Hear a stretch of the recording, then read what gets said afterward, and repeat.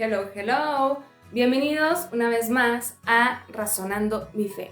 Yo soy Liz Franco y dejamos esta historia en lo más emocionante del mundo. Estábamos platicando acerca de que llega el ángel Gabriel con María y la saluda. Dice, no temas porque has hallado gracia delante de Dios. Y acto seguido, María no alcanza a reaccionar cuando le dice de qué se trata este asunto. Vamos leyéndolo. Vas a concebir en tu seno y a dar a luz un hijo, a quien pondrás por nombre Jesús. Él será grande, le llamarán Hijo del Altísimo y el Señor Dios le dará el trono de David su padre. Reinará sobre la casa de Jacob por los siglos y su reino no tendrá fin. Inmediatamente después del no temas, viene la misión. Es muy interesante si quisiéramos dividir esta parte del diálogo de Gabriel en tres partes. El primero sería no temas. El segundo, has hallado gracia delante de Dios. Y el tercero, la misión que va a tener con su hijo.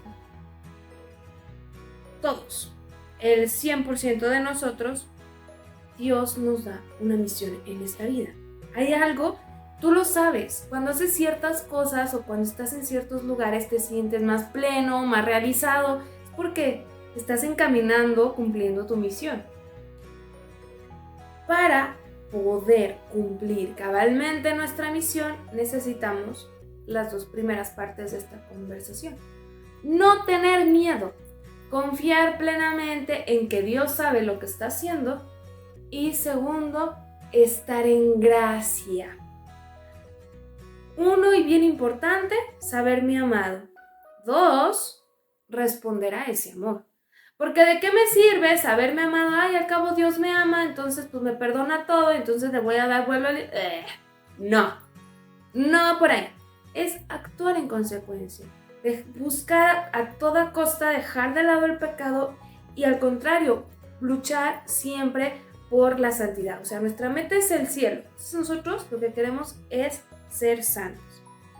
Y empieza Gabriel a decir una cosa muy rara. Vas a ser mamá. Ya nos había dicho el narrador que María era virgen. Entonces está complicado. Si ser mamá siendo estéril es complicado, más complicado ser mamá sin un papá. Por eso les digo que este nacimiento es más milagroso que cualquier otro nacimiento en la Biblia, incluido el de Juan el Bautista. Le pondrás por nombre Jesús. Aquí no lo aclara, pero los que ya saben, o los que están familiarizados con el nombre, saben, sus interlocutores, si tú no lo sabes, hoy te lo digo, el nombre de Jesús significa Yahvé salva, el Salvador. Podríamos decir que los Jesúses y los Salvadores son tocayos. Él será grande y le llamarán Hijo del Altísimo. Esto está muy interesante, porque como ya lo he repetido hasta el cansancio, una disculpa si ya te aburrí, desde el Antiguo Testamento Dios promete el Mesías. Pero los judíos jamás ni por aquí les pasó que el Mesías iba a ser hijo de Dios. Ellos se esperaban a alguien tipo un rey, el rey David, por ejemplo, o a un sacerdote o a un Moisés. Esa era más o menos como su concepción. Una persona como tú y como yo, que Dios lo iba a favorecer de manera muy especial e iba a ser muy importante. Pero ni por aquí les pasaba que iba a ser Dios mismo encarnado. Cuando habla del Hijo del Altísimo, digamos que todas estas promesas van muy en línea con lo que se esperaba. O sea, Gabriel está diciendo a María, por fin llegó el tiempo y Dios va a cumplir su promesa y viene ese Mesías esperado. Dios nos va a salvar por medio de tu Hijo. Y los títulos que dan son los mismos títulos que se esperaba desde el Antiguo Testamento. Le dará el trono de David, reinará la casa de Jacob, etc. La cosa no acaba ahí, esto no es monólogo, es diálogo.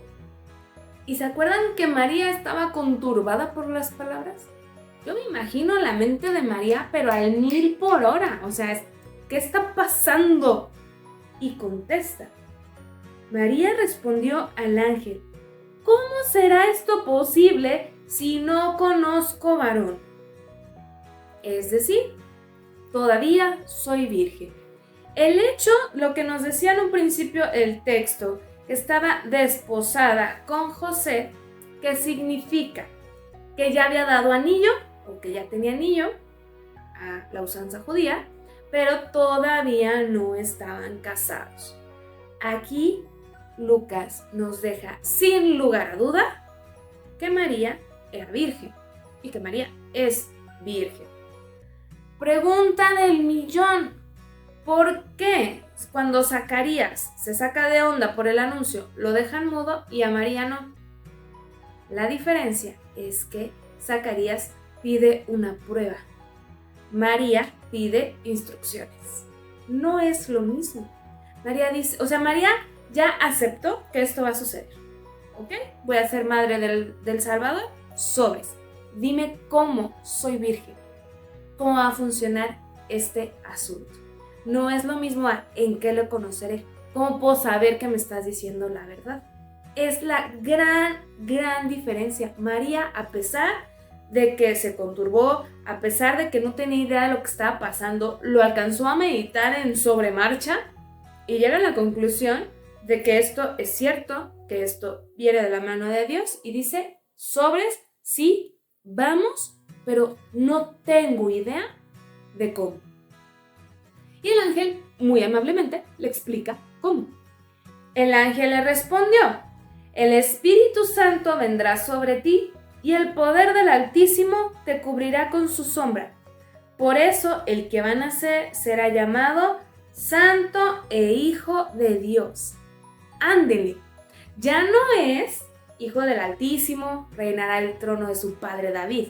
Ahora es el Espíritu Santo y es Hijo de Dios. Este pedacito no es lo que estaban esperando los judíos. O sea, sí es, pero no como ellos lo concebían. Digamos que la primera mitad del anuncio es el Antiguo Testamento. Créeme que se están cumpliendo las promesas. Y la segunda mitad pero se están cumpliendo mucho más padre de cómo te lo pudiste haber imaginado. Y ahora sí, ya le hace clic a María. Ok, soy virgen, pero el Espíritu Santo, que puede hacer lo que quiere, cuando quiere y como quiere, va a hacer que yo me embarace. Y ahora sí, no hay duda que Jesús es hijo de Dios. No tiene papá humano. Su papá José será su padre adoptivo y él lo va a criar y José va a tener un papel importantísimo en la infancia de Jesús. Pero el papá biológico, en el sentido estricto de la palabra, es Dios. Jesús es real y verdaderamente hijo de Dios. El Espíritu Santo se posará sobre ti. ¿Quién es el Espíritu Santo? Esa fuerza de amor va a vivir en María. Se va a producir vida y María se vuelve el templo perfecto.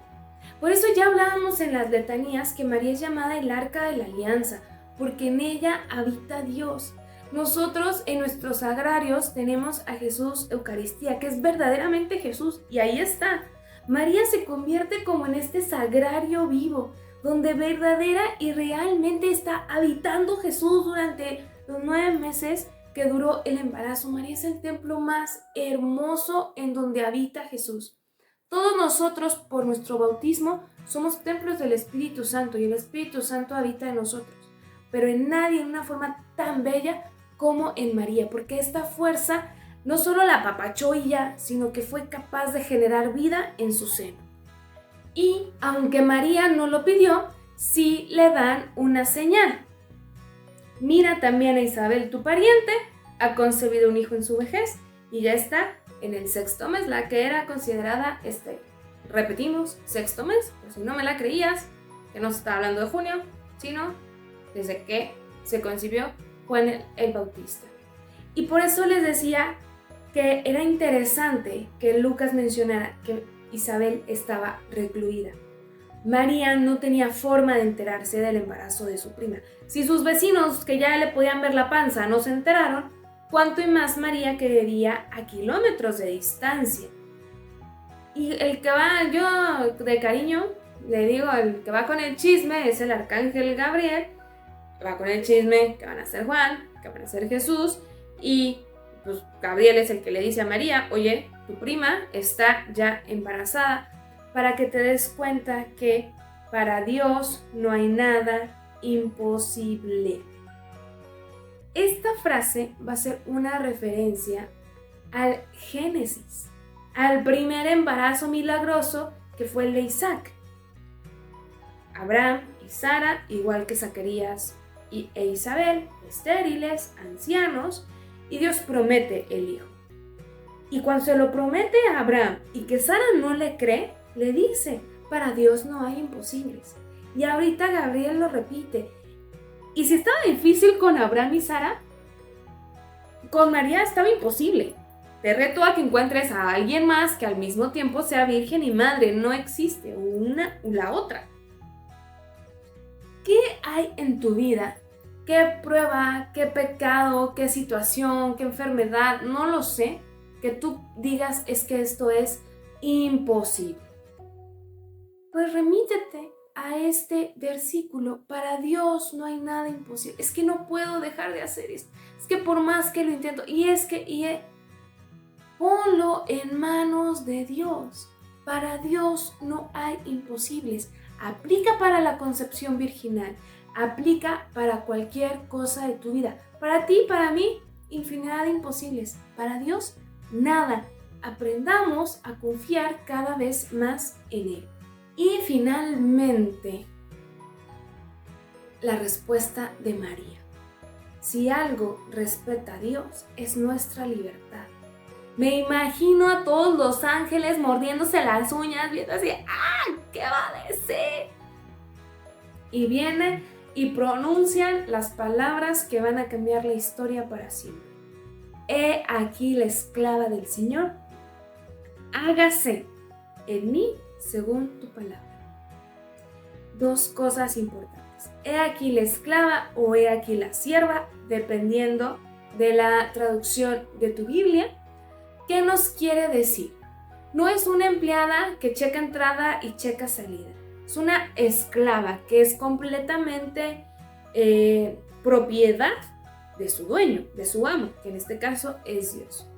O si tu Biblia dice sierva, no interpretes como que es solo una empleada. Es a la usanza del siervo de Yahvé, de ese siervo que nos platican los profetas que está dispuesto a darlo todo por la salvación de la humanidad, que es Jesús mismo. O sea, la entrega de María es completa, plena, total. Y el hágase, el sí. María en ese momento dijo sí, y ese sí lo va a sostener toda su vida, que sabemos la tuvo complicada. O sea, se embarazó sin estar casada, peligro de apedreo. Tiene que irse a Belén, tiene que ir a Egipto, se le pierde el chiquillo, tiran a su hijo de loco, se le muere el esposo, le crucifican al hijo. O sea, María no la tuvo fácil y en ningún momento María raja. Tú, en tu bautismo, a lo mejor no te acuerdas, pero por ti, tus papás y tus padrinos dijeron, sí, quiero que sea un buen cristiano. En tu confirmación o en algún retiro o en algún punto de tu vida, tú decidiste decirle a Dios que sí. Pero ese sí no nada más es de ese día, que sentiste bonito en la oración frente al Santísimo. No. Ese sí se mantiene. Si tú que me estás escuchando eres casado, por ejemplo, el sí que dijiste el día de tu boda se mantiene todos los días. Cuando amanecemos de buenas y cuando amanecemos hormonales. El sí es todo el tiempo, todos los días, a todas horas, o sea, 24/7. Ejemplo del sí de María, ese hágase que es un parteaguas en la historia. María, en completa y absoluta libertad, abraza la voluntad de Dios y se vuelve una pieza fundamental en la historia de la salvación. En ese momento Jesús se encarna en ella y ahora sí nos arrancamos. Viene Jesús a hacer una renovación completa y total, a cambiar la historia, a salvarnos, a todo lo que ya sabemos que hizo Jesús por amor a nosotros. ¿Y cuál va a ser el medio que Dios escoge? A María, por su amor, por su libertad, por su servicio, su entrega, todas las virtudes que vemos aquí. Finalmente termina como muy escueto el relato: el ángel la dejó y se fue. Muchas veces, y más si eres tú como yo, que constantemente estás en grupos de oración o vas a retiros o así, se siente maripositas en el estómago y sientes bonito, o a lo mejor una homilía de un padre que estuvo preciosa en misa, y llegas a tu casa y hay gritos, problemas, dificultades, y dices, es que, porque ya no siento bonito, es que en la iglesia sí siento bonito. María le pasó igual. Esas maripositas, o sea, el sentir de ver el ángel, pues cuando pasó todas sus pruebas, ya no lo veía todo el tiempo. No por eso significa que Dios nos abandona. No te agüites si no todo el tiempo sientes maripositas y cosas bonitas en la panza. Dios sigue estando contigo. Mantén tu sí. Y ya para cerrar, me parece sumamente interesante de este pasaje que pareciera que la protagonista es María, pero realmente no. El protagonista es Jesús. En este texto es el texto en el que más títulos cristológicos vamos a encontrar de toda la Biblia. Porque ¿cómo le dice? Hijo del Altísimo, el del trono de David, Santo Hijo de Dios, o sea, pero uno tras otro, tras otro, tras otro. María es el medio, pero el protagonista es Cristo. Y de hecho, de María hay muy pocos pasajes, habla muy poquito, aprendemos un montón de ella, pero lo que más aprendemos es que nos hace voltear a verlo a él. Pareciera, o más bien es, gran parte de la misión de María, darnos al Hijo, pero como que yo te lo traje, pero no te enfoques en mí, enfócate en Él, el chido es Él. Y este texto, a pesar de que hablamos de tantas virtudes de María, podemos ver, si ponemos atención, que el protagonista es Jesús, como siempre lo va a ser, igual en tu vida. Tú tienes que ser ese medio por el cual las demás personas conozcan a Jesús, no brillar tú, que brille Él. No que sea, es que Elisa habla bien bonito, no.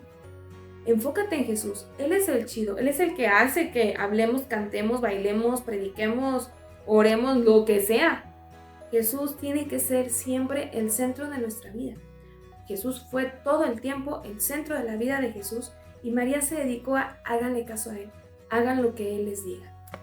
Hasta aquí la vamos a dejar, espero que este pasaje te apasione tanto como a mí, que logres ver cómo la voluntad de Dios no es algo obligado o desagradable, sino es que es algo que se hace en libertad, en el amor, a ejemplo de María y por supuesto de Jesús. Vamos a continuar con muchas más historias de los evangelios para que nos sigas viendo en los videos, pero por hoy hasta aquí la vamos a dejar. Yo soy Liz Franco, estuviste en Razonando mi Fe y recuerda, razona, cree, ama y contempla.